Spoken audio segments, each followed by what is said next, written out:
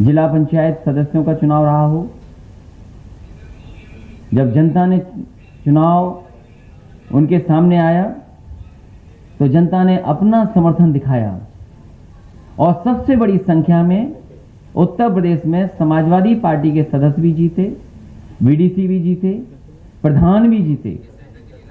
लेकिन सरकार ने यह तय कर लिया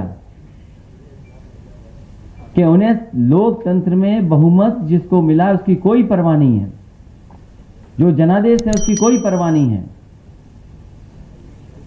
और जानबूझ करके रणनीति बना करके और फुल फ्लैश प्लानिंग करके जो चुनाव कराए गए उस हमारे और आपके सामने परिणाम हैं।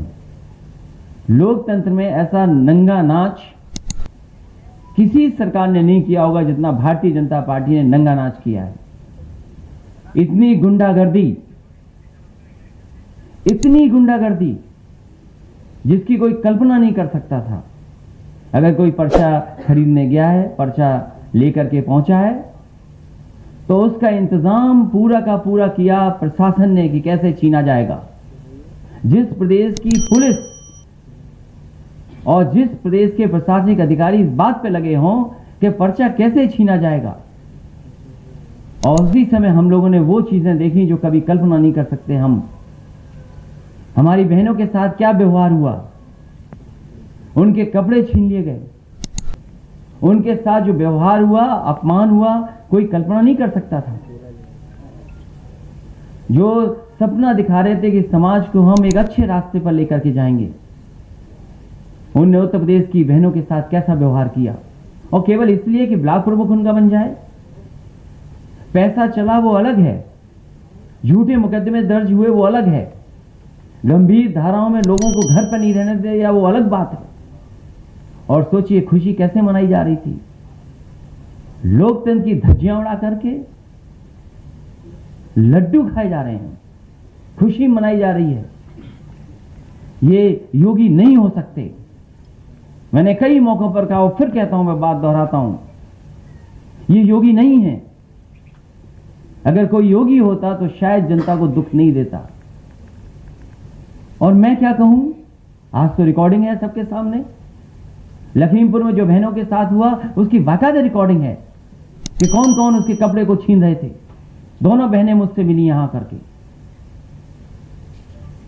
दोनों बहनों से मैं मिला और हमने भरोसा दिलाया कि पूरे के पूरा उनके सम्मान के लिए समाजवादी पार्टी उनके साथ खड़ी दिखाई देगी। इटावा के एसपी सिटी, उनका कहना, उनका मोबाइल पे बात करना, किस वरिष्ठ अधिकारी से बात कर रहे थे वो वही जानते हैं। लेकिन वो खुद कह रहे हैं कि भारतीय जनता पार्टी के जिलाध्यक्ष, भारतीय जनता पार्टी के विधायक, भारतीय जनता पार्टी के कार्यकर्ता ये बम, ये इस तरह का पथराव और इस तरह की कानून व्यवस्था खराब कर रहे हैं। जहां नहीं जीत सकते थे चुनाव, वहां सोचिए बराबर करके चुनाव जीत लिया, बराबर कर करके चुनाव जीत लिया। और संज्ञान में कौन ले इस बात को? एसपी सिटी अपमानित हो जाए, एसपी सिटी झापड़ खा जाए, पत्रकार खुलेआम पिटे उन्नाव में, प्रदेश के दूसरे हिस्सों में पत्रकार पिटे। इस सरकार को उसकी परवाह नहीं है। इस सरकार को परवाह केवल है कि उनका मुंह मीठा हो जाए और सबसे ज्यादा उनके ब्लॉक प्रमुख और जिला पंचायत अध्यक्ष जीत जाएं। और यही नहीं बात खत्म होती है। जो और जगह बैठे हैं, बड़ी कुर्सी पे बैठे हैं, वो भी लोकतंत्र को धज्जियां उड़ते हुए बधाई दे रहे हैं। इससे ज्यादा शर्मनाक काम और कुछ हो नहीं सकता। ये सब जनता ने देखा है और समय आने पर जनता हिसाब किताब करेगी और जनता इनको सबक सिखाने का भी काम करेगी। जो कुछ और जिलों में हुआ है, तमाम कार्यकर्ता नेता हमें मिले हैं, जानकारी मिली है, पार्टी कार्यालय में सूचना मिली है। जिस तरीके से कोरोना में इन्होंने सही आंकड़े नहीं दिए कि कितने लोगों की जान चली गई, कितने लोगों की कोरोना की वजह से जान चली गई, न कोई मदद पहुंची उन तक और न कोई आंकड़े दिए हैं। संख्या क्या है ये सरकार नहीं बताना चाहती, क्योंकि सरकार मदद नहीं करना चाहती है। एक बार शिक्षक लोगों को जो ड्यूटी पे गए थे, कहा कि केवल 3 लोगों की जान गई है। बाद में संगठन और हम सब लोगों ने जब सवाल खड़े किए तो सरकार को स्वीकार करना पड़ा कि कितनी बड़ी संख्या में जान गई है। जो और प्रदेशों में जो होता हो वो होता हो, लेकिन उत्तर प्रदेश में जितना गुंडागर्दी हुई है, शायद पूरे पॉलिटिकल कैरियर में अभी तक मैंने गुंडा शब्द इस्तेमाल नहीं किया था। जब से पंचायत के चुनाव देखे हैं टीवी पर और लोगों ने बताया और जानकारी थी कि भारतीय जनता पार्टी से बड़ी गुंडागर्दी वाली पार्टी कोई हो नहीं सकती, और प्रशासन का साथ लेकर के गुंडागर्दी करना, ये लोकतंत्र में नई परिभाषा तय की है। इसी तरह जो गोरखपुर में हुआ है, हमारा पार्टी का कार्यकर्ता बैठा है, चिन्हित कर करके उसकी टांग तोड़ दी गई, वो खड़ा है, बैठा है यहां पर। हमारे ये पूर्व पार्टी में है, इनके भाई हैं, इनका चिन्हित करके इनका हाथ तोड़ दिया गया। न जाने कितने लोगों पर झूठे मुकदमे दर्ज हुए, न जाने कितने लोगों पर गंभीर धाराएं लगी हैं, न जाने कितनी। घरों को गिराने के लिए तैयारी कर ली कागज की। इसलिए जो हुआ है वो सबने देखा है, और समय आने पर जनता इनको सबक सिखाने का काम करेगी। एक बार फिर मुझे खुशी है इस बात की कि डॉक्टर धर्मपाल सिंह जी समाजवादी पार्टी में आ रहे हैं। केवल हम ही नहीं चाहते थे, हमारी पार्टी के बहुत कार्यकर्ता नेता चाहते थे कि ऐसा नेता समाजवादी पार्टी में शामिल हो जाए तो पार्टी और मजबूत आसपास जिलों में दिखाई देगी। मुझे खुशी है कि डॉक्टर धर्मपाल सिंह आज समाजवादी पार्टी में शामिल हुए हैं। मैं इनको बधाई देता हूं, इनके सभी साथियों को बधाई देता हूं, उनका सभी कार्यकर्ताओं का मैं स्वागत भी करता हूं। साथ ही साथ बहुजन समाज पार्टी के बहुत ही जिम्मेदार नेता कुंवर चंद वकील, जो चुनावी लोकसभा के लड़े थे, सामाजिक कार्यों में लगातार समाज में दलित पिछड़े उनकी मदद करते रहे।